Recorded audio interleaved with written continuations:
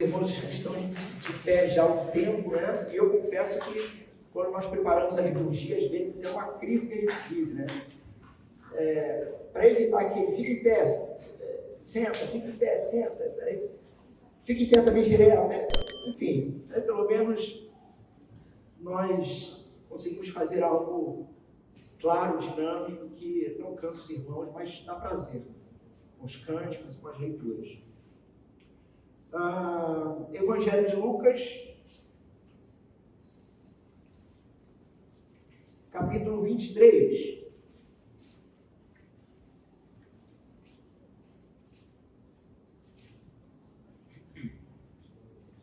Eu vou fazer a leitura a partir do verso 44, tá bom? O boletim parece que está alguns versos depois. Nós vamos começar no 44, até para poder dar contexto, né? Para o texto. Então, Lucas capítulo 23, verso 44.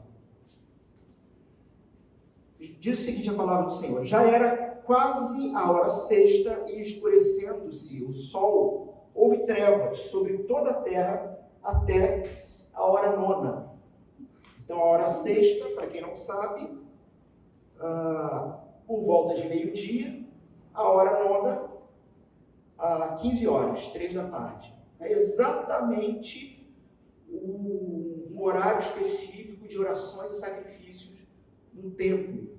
Inclusive, nós vemos no livro de Atos, né, quando Pedro e João vão subir ao templo para orar, e também nesse período de horário também.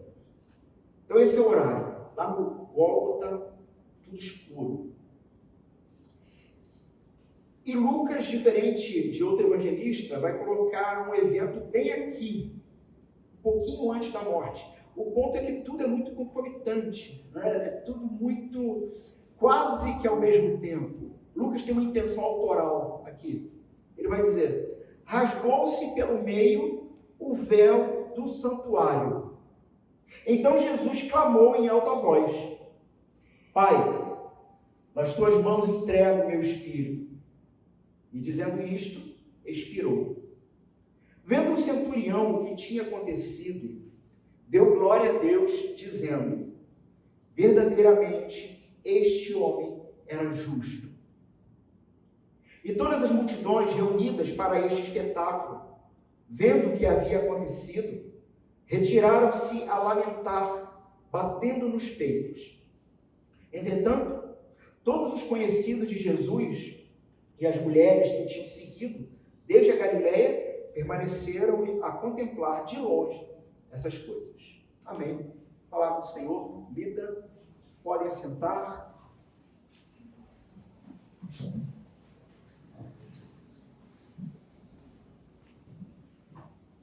Irmãos, chegando então ao final desta série, né, Os Bravos da Cruz, me lembro de alguns irmãos comentando, logo lá no início, que nem sabia, né, que existia essa arrumação de texto, né, onde você pega os 4 evangelhos e percebe aí os últimos momentos de Cristo e as últimas falas de Jesus. E como eu comentei, uma série, e toda série curta, assim, ou dentro de uma temática curta, ela carrega suas próprias dificuldades. Eu comentava isso com o Marcelo antes de começarmos o culto. Né? Nós estamos nesses 7 domingos dentro de um mesmo contexto. Irmãos, quase que a gente praticamente, né, Marcelo, não tem mais introdução para dar, porque os irmãos já estão inseridos no texto, né? Inclusive, me lembro de um dos sermões, desafiaram os irmãos a se colocarem debaixo da própria cruz, né, observando como observadores do que estava acontecendo. E chegamos então aqui nessa hora derradeira de Jesus. Me lembro no primeiro sermão que eu falei sobre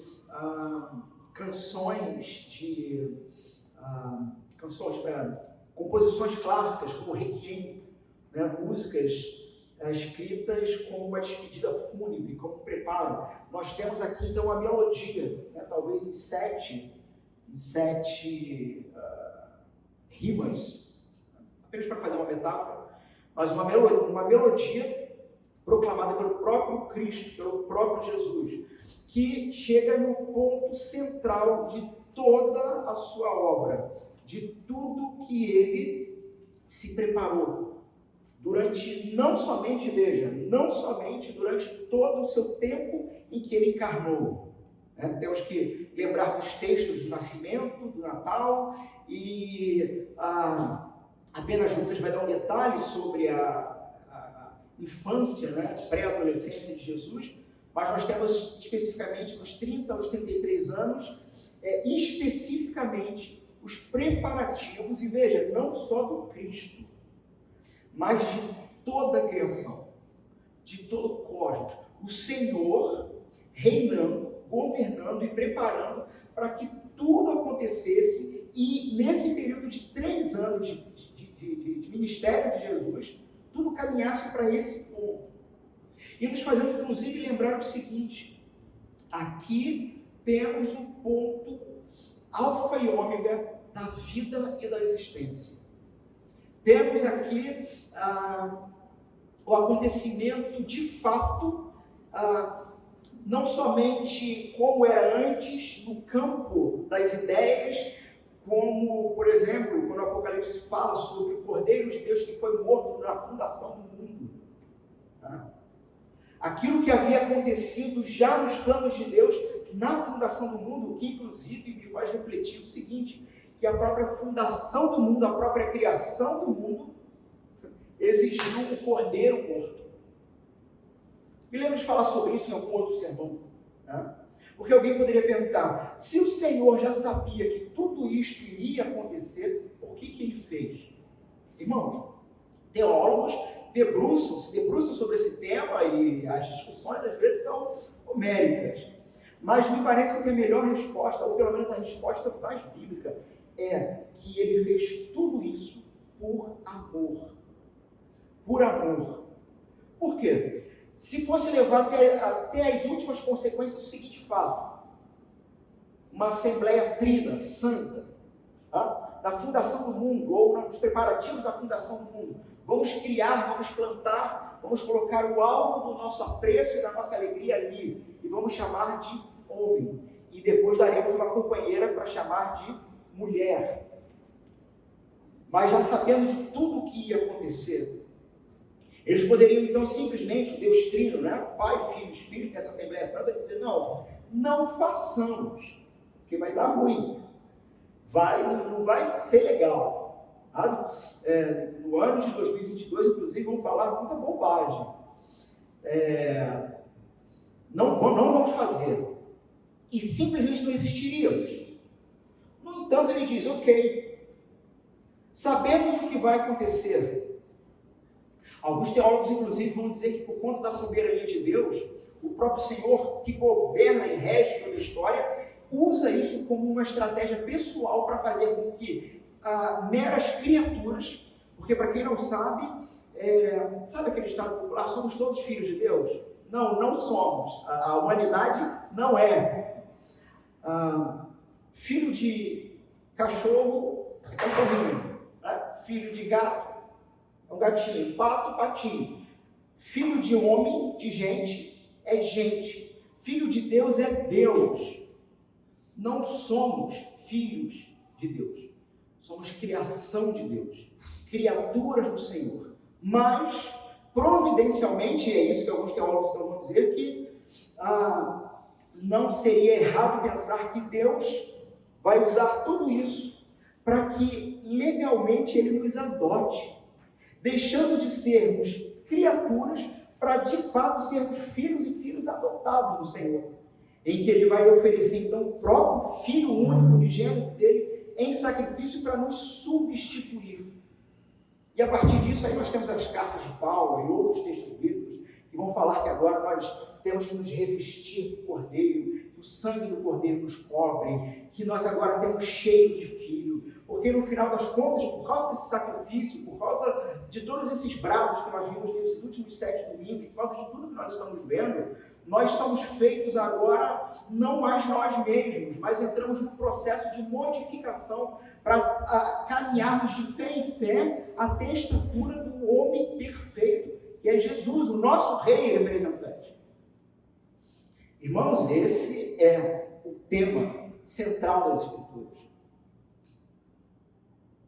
Nós temos então 7 brados de Cristo.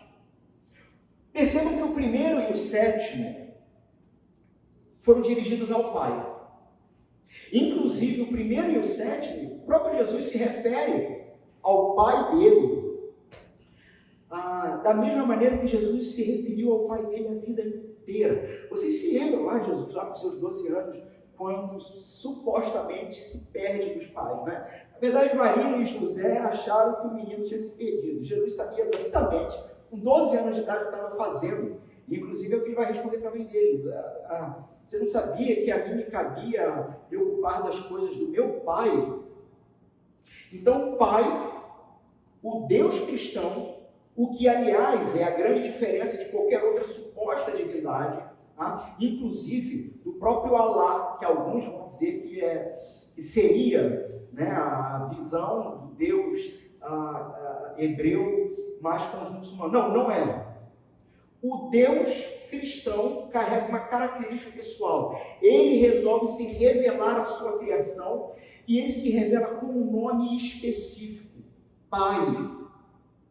Pai. Irmãos, eu sei que alguns aqui, ou que depois vão estar ouvindo no YouTube, né, na internet, podem ter problemas com esse nome.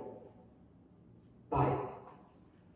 Pode ter referências muito ruins para esse nome. Pai. No entanto, disso também se trata o Evangelho e a aplicabilidade do Evangelho. Em você perceber o seguinte, que o Deus cristão se apresenta como um Pai e um bom Pai. Um Pai que em essência é amor. E que por causa do próprio amor dele, ele resolve olhar para cada um de nós, que cá para nós, vou falar aqui baixinho para ninguém ouvir, nós sabemos que nós não valemos coisa nenhuma. É ou não? Se alguém tem dúvidas, a gente conversa depois do culto. Sabemos que em si, sozinhos, por conta própria, não temos esse valor que, na verdade, muitos de nós, arrogantes que somos, achamos que temos. Mas ele se apresenta como alguém que olha para nós e diz: eu decidi te adotar, para que você que talvez até hoje não tinha referência de pai e não sabia ou tinha crise pessoal, porque olha para um lado para o outro e se sente simplesmente como uma das frases do Cristo: por que me abandonaste, como alguém desamparado? Mas ele que se apresenta como pai diz: estou te adotando para que você tenha quem chamar de pai. E mesmo que venha dificuldade, e mesmo que venha disciplina, saiba que eu sou um pai amoroso. Então Jesus, ele começa esses brados assim. Lá aquele primeiro fazendo uma intercessão, né? Pai, perdoa-lhes porque eles não sabem o que fazem. Vocês lembram daquele contexto?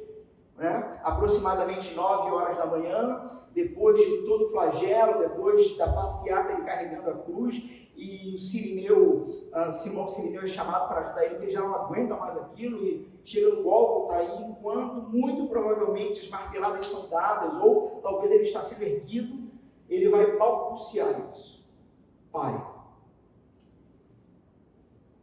E a gente viu também que houve um quarto brado, o brado central.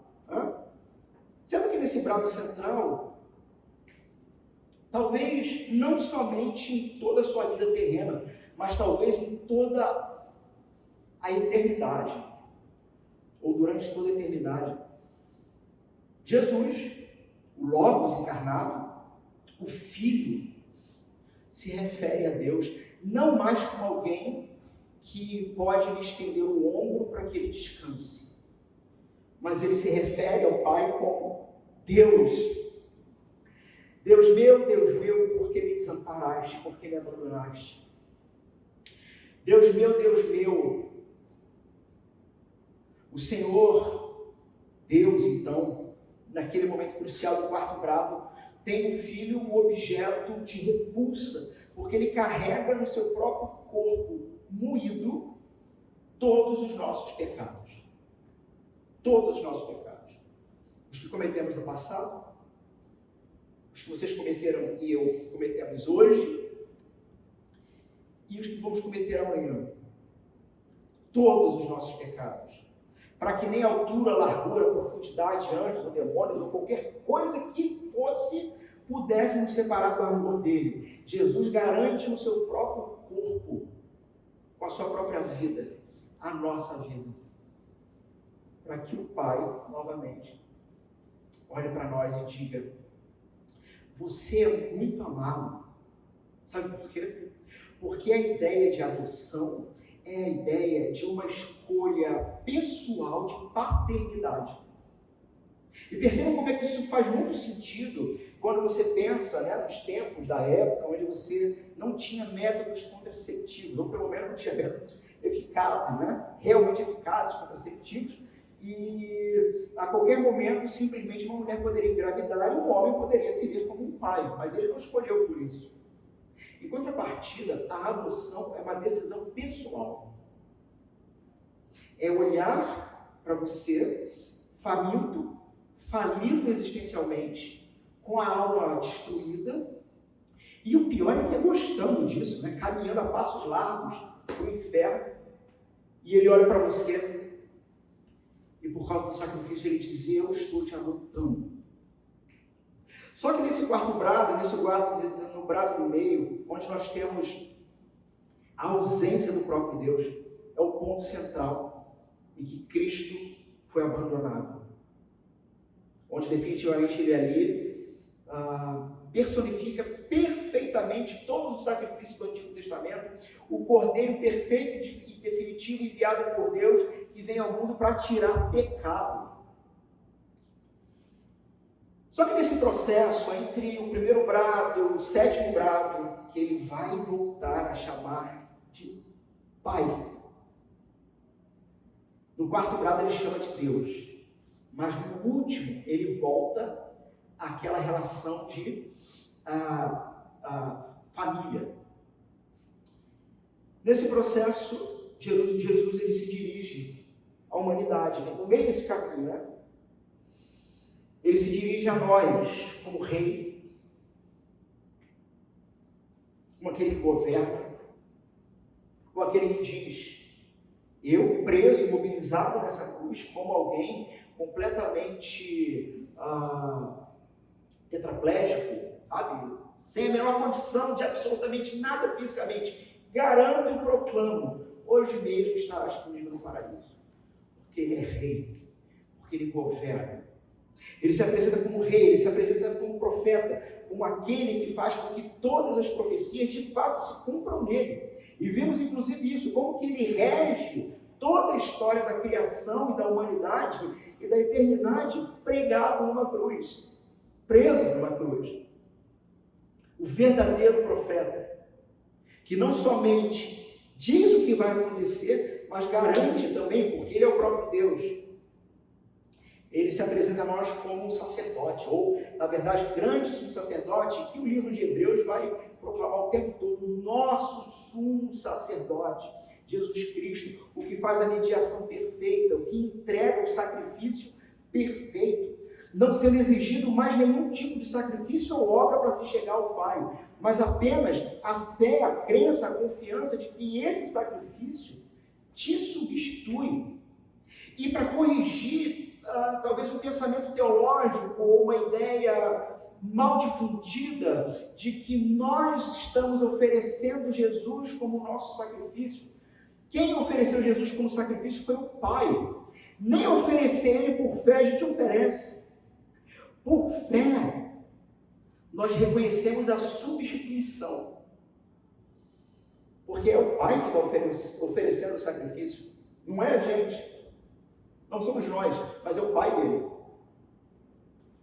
Se apresentam como esse sumo sacerdote, sabe? E com essa proclamação, vocês lembram dos textos anteriores, ou né, dentro dessa ideia dos 7 brados, vendo Jesus que tudo já estava consumado, Ele já sabia. E para que se cumpra a Escritura, ele diz: tenho sede.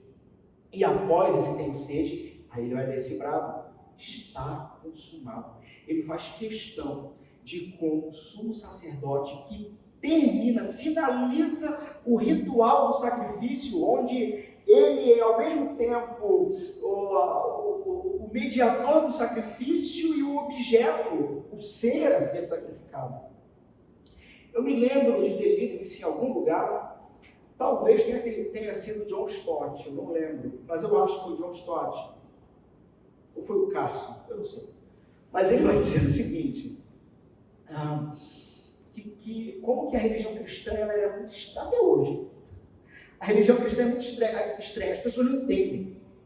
Irmãos, as pessoas não nos entendem. Muitos de nós também não nos entendemos também, mas o ponto não é esse, estamos todos unidos em Cristo. Mas a fé cristã ela não faz sentido, de forma geral, para um pensamento, para uma construção religiosa em que o homem tem necessidade de ficar fazendo coisas para agradar a Deus, para ganhar um sorriso e quem sabe ganhar uma bala. E aí eu me lembro que um desses autores, ele disse o seguinte, que talvez lá no primeiro século, né, se um pagão ou uma pessoa qualquer chegasse para um cristão e perguntasse assim, vocês são uma religião? E o cristão diria, somos, porque na verdade nós somos a religião. Nós somos muito orgulhosos, né? Mas é isso mesmo. É isso mesmo. Nós somos a religião, nós somos o verdadeiro religário. Nós somos de fato, e veja, quando eu digo nós somos, eu não estou falando, eu estou falando objetivamente. Porque nós não somente temos a mensagem como embaixadores, onde se para o anúncio do rei, a mensagem do poder que transforma, nós não apenas temos em nosso poder, por nossa posse, dada pelo próprio Cristo, como mensagem autoritativa dele a nós. Nós não somente temos a mensagem, mas nós, como corpo de Cristo, como igreja, somos o produto personificado da mensagem, somos o resultado. Porque se não fôssemos cristãos, nenhum de nós aturaríamos uns aos outros, talvez 30 minutos de bate-papo. Era só levantar algum tema problemático, sei lá. Isso é igreja é milagre, é o corpo de Cristo. Né? Então nós somos o religário. Francis Schaeffer vai dizer que a igreja cristã e a igreja saudável cristã é o argumento definitivo. Ele está falando isso no contexto de apologética, né? Onde se cria muitos argumentos para defender a Bíblia, para defender Deus.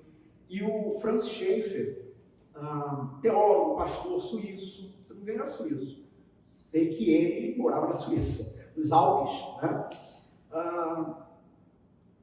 Ele trabalhava muito com isso, apologética. O que é apologética? É defesa da fé. Tá? Mas ele vai dizer o seguinte, que a igreja de Jesus é a apologética definitiva. Por quê? Porque eles vos reconhecerão como meus discípulos quando vocês se amarem. E contra o amor não há argumento. Essa é a ideia. Então perguntariam para esse sujeito lá no primeiro século, o que é a religião? Vocês são uma religião? Somos uma religião, somos a religião. E o sujeito perguntaria o seguinte, que legal, e onde fica o seu templo? E o sujeito diria, nós não temos templo. Como vocês não têm templo? E onde vocês fazem o sacrifício? Nós não temos sacrifício. Mas se vocês não têm sacrifício, vocês são uma religião, onde trabalham ou o que fazem os sacerdotes de vocês? Nós não temos sacerdotes. Porque o nosso templo é o Cordeiro de Deus que tira o pecado do mundo. Porque o nosso sacrifício é o Cordeiro de Deus que tira o pecado do mundo.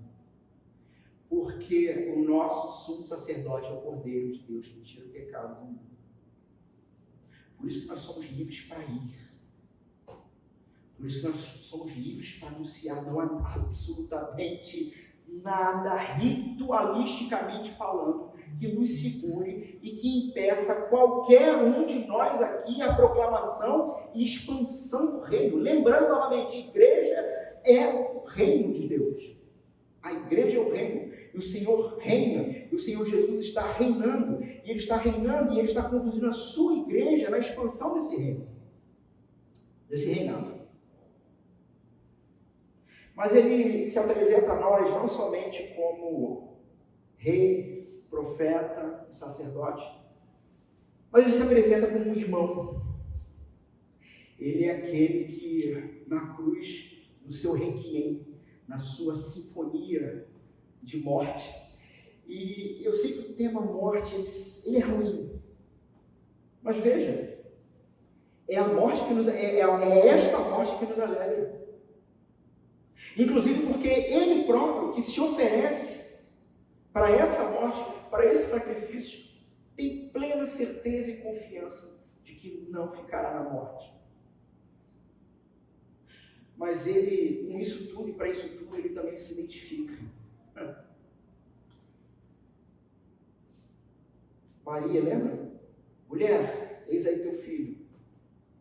Eis aí tua mãe. Uma nova ideia de família.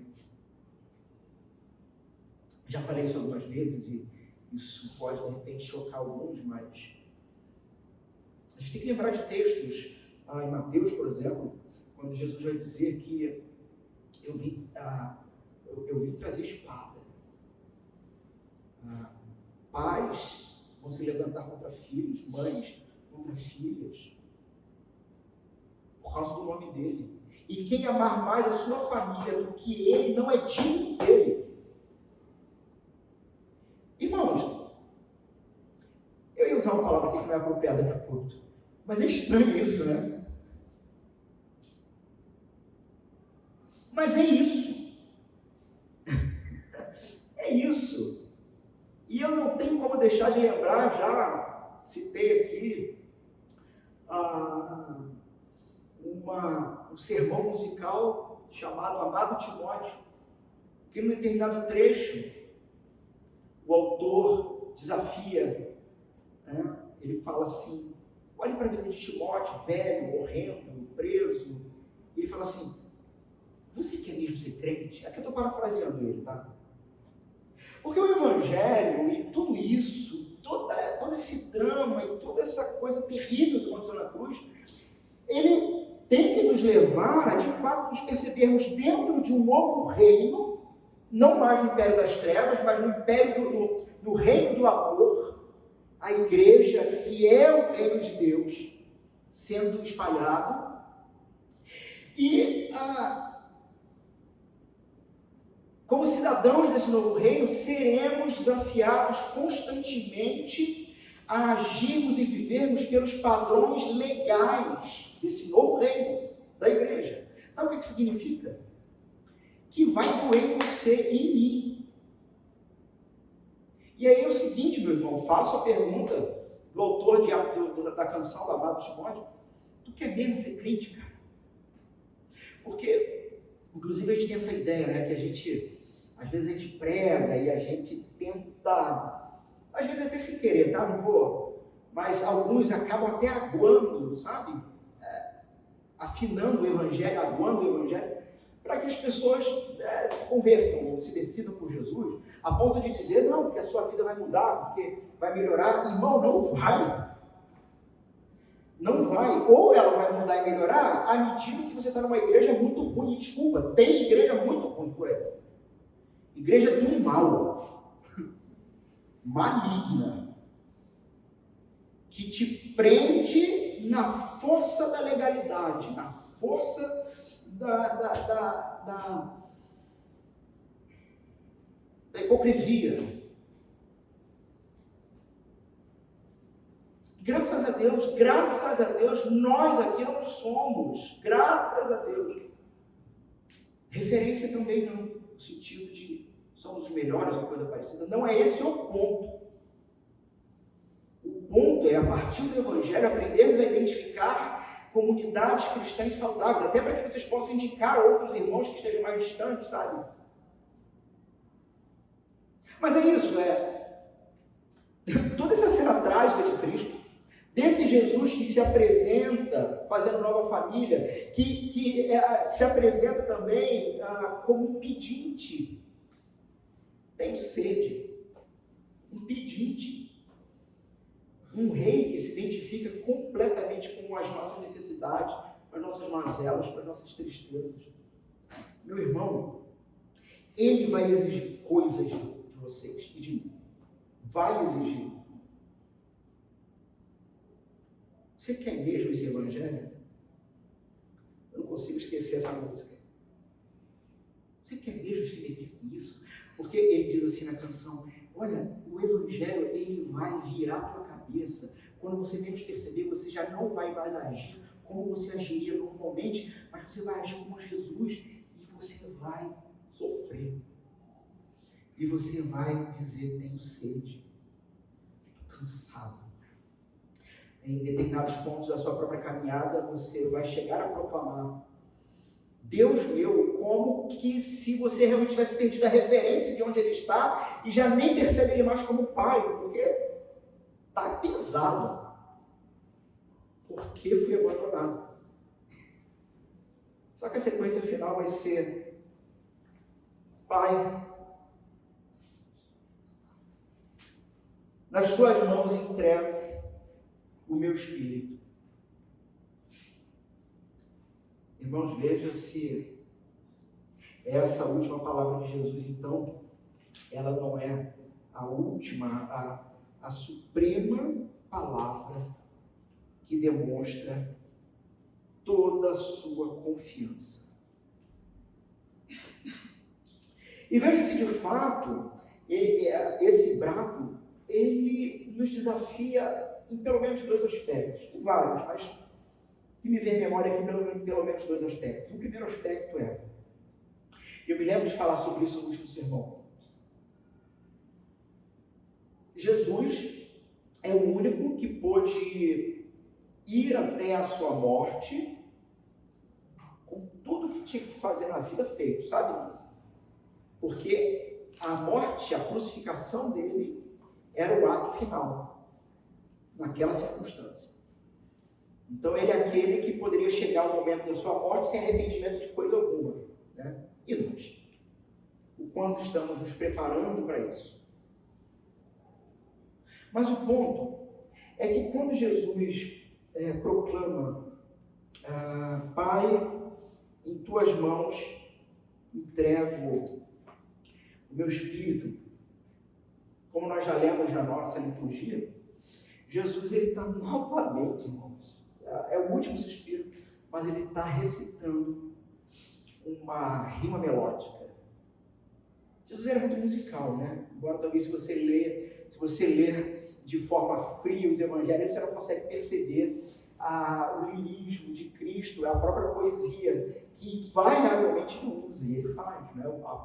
Por exemplo, as bem-aventuranças, que é a introdução do Sermão do Monte, a construção grega do texto é um poema. Jesus está recitando, então, o verso 5, como nós vimos, do Salmo 31. Está fazendo essa lembrança.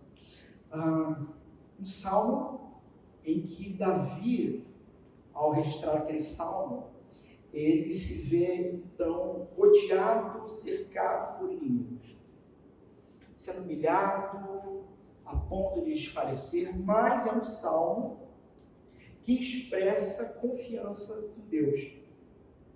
E enquanto Davi está naquele contexto do Salmo 31, sofrendo perseguição, mas afirmando confiar no Senhor, esse é o Cristo, então, agora, né, algumas centenas de anos depois, pegando aquele mesmo salmo, para deixar claro que ele confia no Senhor em face do pior inimigo. Jesus ele experimenta a morte espiritual, o afastamento de Deus, assim como Adão e Eva no Gênesis. Mas agora Jesus está para experimentar aquela morte que ela é definitiva. Porque a gente tem que lembrar o seguinte, que uma vez morto, o que procede, o que vem na sequência é juízo. É juízo. Então não tem esse negócio de reencarnação ou de coisa parecida. Ou de chamar espírito para consultar. Não. Isso não existe. Não é bíblico. Crente que deixa para lá. Exatamente. Eles ainda seguiram cristãos. Após morte, o que vem é juízo. Cristo, então, é aquele que morreu espiritualmente, foi abandonado, foi deixado pelo Pai à sua própria sorte. Mas agora ele proclama novamente a confiança no Pai, restabelecendo um relacionamento até a morte. E ele vai enfrentar o maior de todos os inimigos humanos. A gente sabe o que vai acontecer na sequência. A gente sabe, o texto vai dizer, e dito isto, expirou. Irmãos,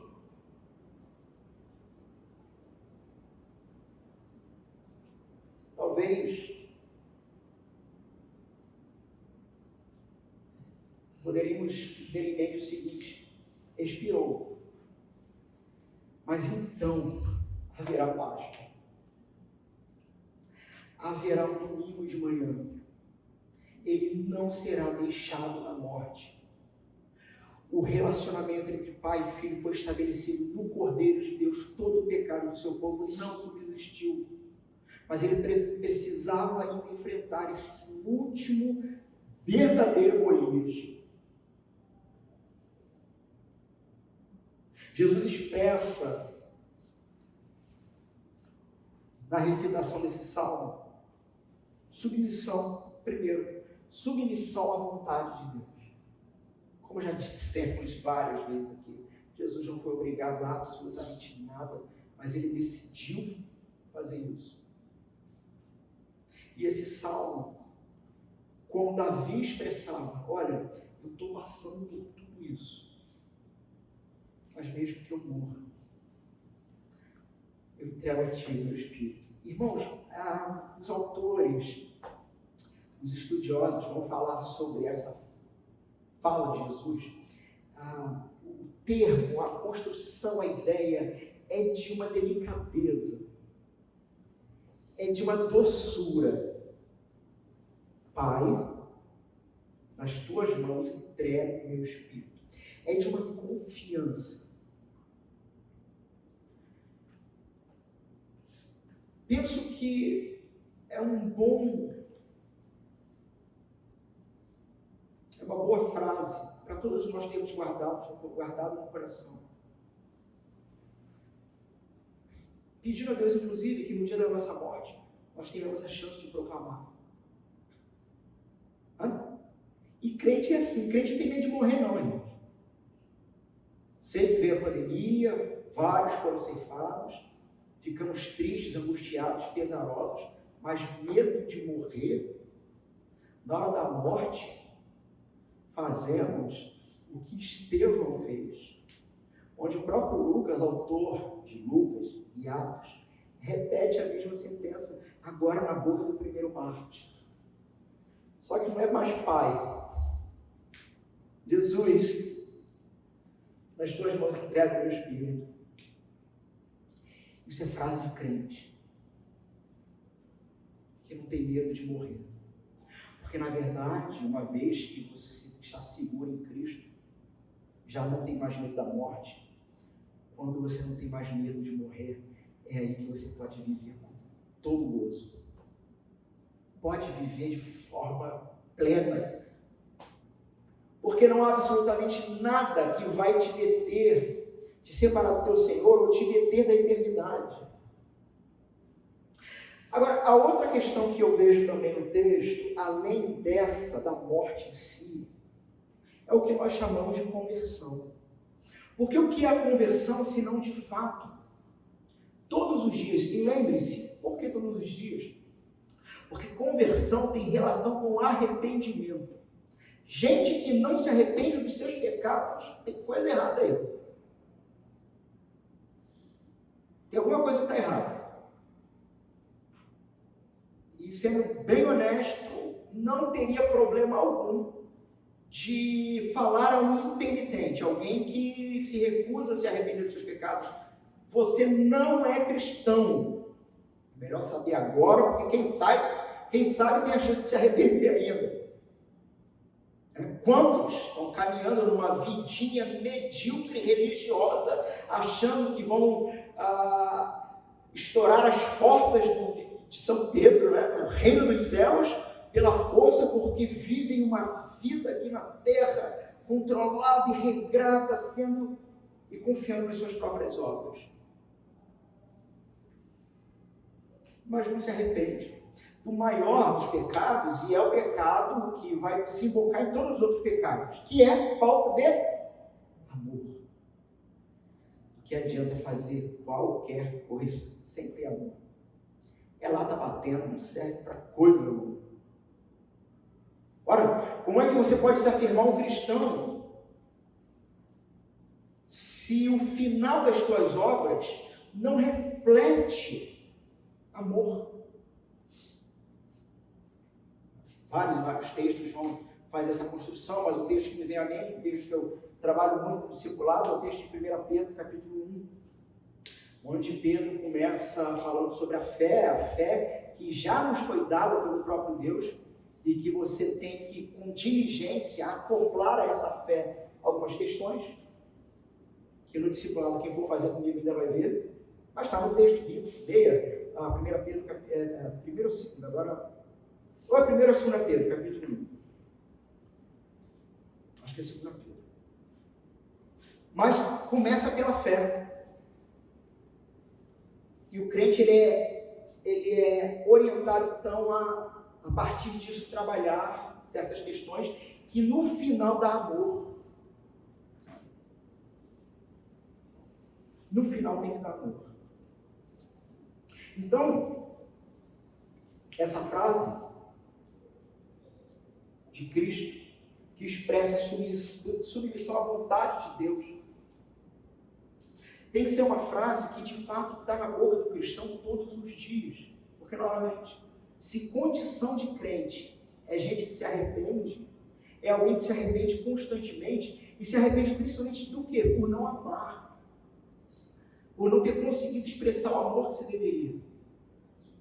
2 Pedro. Por não conseguir expressar o amor que deveria.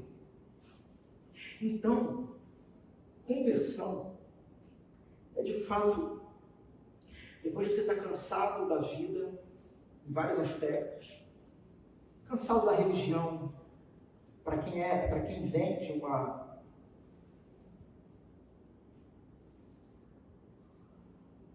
background religioso, cansado da vida, né?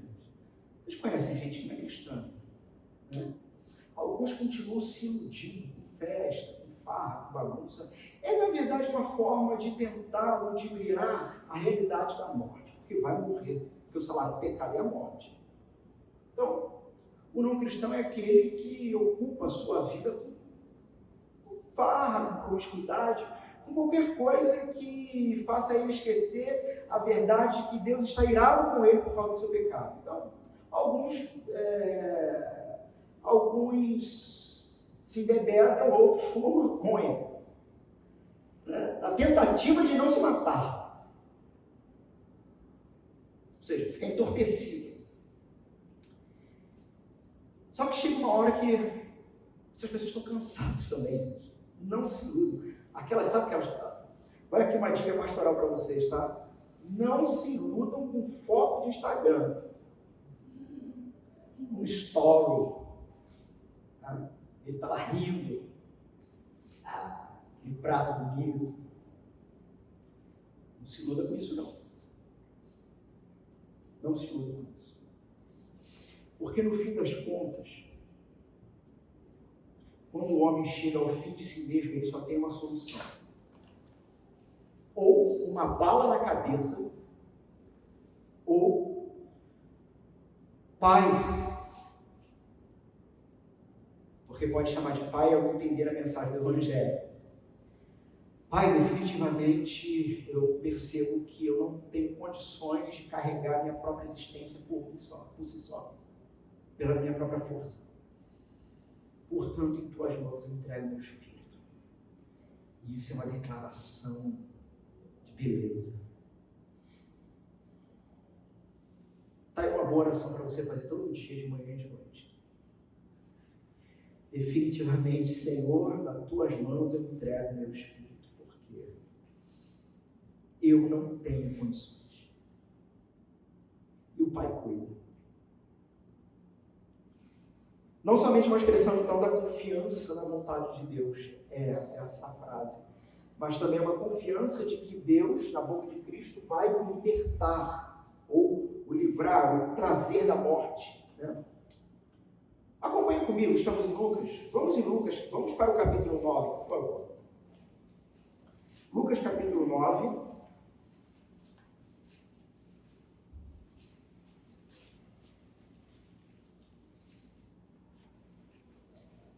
Eu vou ler do 18 ao 22. Prestem atenção no texto. Estando ele, Jesus, orando à parte, achavam-se presentes os discípulos, a quem perguntou: quem dizem as multidões que sou eu? Responderam eles, os discípulos, João Batista, mas outros Elias, e outros dizem que ressurgiu um dos antigos profetas. E aí Jesus pergunta: mas vós? Perguntou ele: quem dizeis que eu sou? Então falou Pedro e disse: és o Cristo de Deus. Ele, porém, Jesus, advertindo-os, mandou que a ninguém declarasse tal coisa. E verso 22, dizendo: é necessário que o Filho do Homem sofra muitas coisas, seja rejeitado pelos anciãos, pelos principais sacerdotes e pelos escribas, seja morto, e no terceiro dia ressuscite. Pai, nas tuas mãos eu entrego o meu espírito, porque Jesus sabia exatamente o que iria acontecer. Ele é o profeta. Ele predisse. Ele disse que ele tinha que morrer. Ele disse que ele iria ressuscitar. Vamos agora para o capítulo 18. Apenas mais um texto nesse tema. Lucas capítulo 18,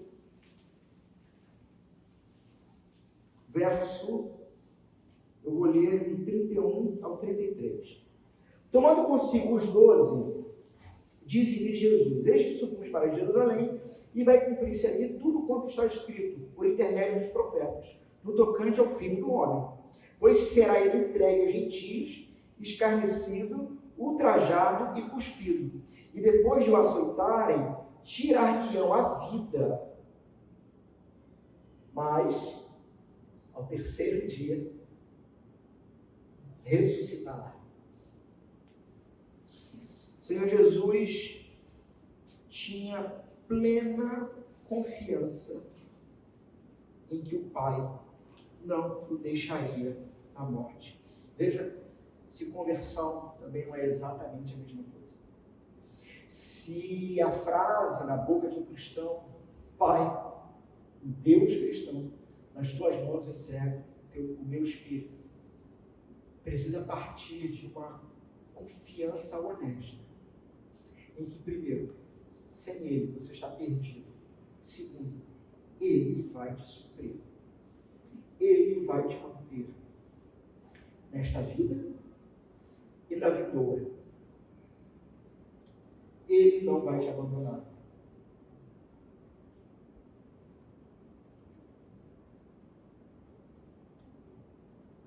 Irmãos, eu planejava hoje fazer uma exposição até o verso 49.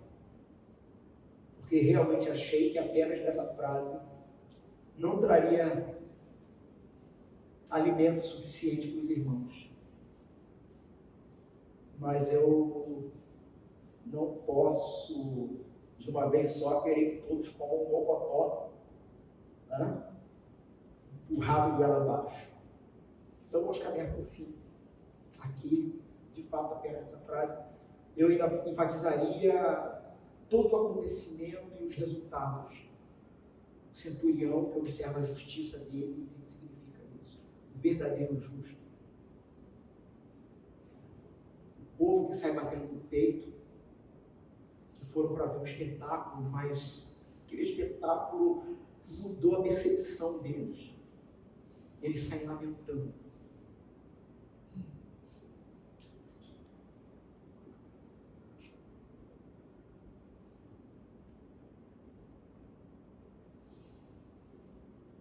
Um autor, ele usou um exemplo, fez uma ilustração, que o colega dele, na época de seminário, tinha um quadro na parede, escrito, é um quadro, né? Não se preocupe. Não sei se parece que a família dele mandou para ele. Não se preocupe, talvez não aconteça. Então ele olhava todo dia aquele quadro, não se preocupe, talvez não aconteça. E aí ele fez um outro quadro e botou na parede oposta. Não se preocupe, provavelmente vai acontecer, mas não será o fim do mundo. Por que não será o fim do mundo? Porque o mundo já acabou. Acabou. Porque tudo que estava profetizado no grande dia do Senhor, no dia em que o Senhor viria para fazer justiça e salvar o seu povo, acontece numa primeira etapa, porque a segunda etapa é o retorno, mas numa primeira etapa, de maneira já definitiva, um verdadeiro já, mas ainda não. Já aconteceu. O mundo já acabou, irmãos. Sol e lua já escureceram, terremotos aconteceram, tumbas se abriram, mortos se levantaram, o véu do templo se rasgou. E não é apenas uma perspectiva de que agora nós podemos nos levantar dos nossos lugares e entrarmos no Santo dos Santos. Não, irmão. Salvação é pela graça. Sabe o que significa? Salvação é pela graça? Que uma vez que o véu do templo, que para quem não sabe, no templo do Antigo Testamento havia um véu grosso de aproximadamente 20 centímetros, né, de pano, que separava o lugar santo dos santos, que era a habitação do próprio Deus ali, e que o sumo sacerdote só entrava uma vez por ano naquele local. O véu rasga, não é de baixo para cima, é de cima para baixo, porque quem rasga é o próprio Deus. E a salvação é pela graça, porque agora, com o véu rasgado, não somos nós que entramos no Santo dos Santos, mas é o próprio Deus que sai do Santo dos Santos, e na figura do Emanuel, o Deus conosco, o Cristo mora com o seu povo, possibilitando a descida do céu para a terra. Não se preocupem, provavelmente vai acontecer o que você tem mais medo, mas não vai ser o fim do mundo. Deus te deu igreja, Deus te deu família, Deus te deu povo, você não está sozinho. Não vai ser o fim do mundo, porque o mundo já está ganho. Porque haverá Páscoa. Eis aí as palavras que nos conduzem para a vida eterna. Pai, em tuas mãos entrego meu espírito. Vamos fechar nossos olhos?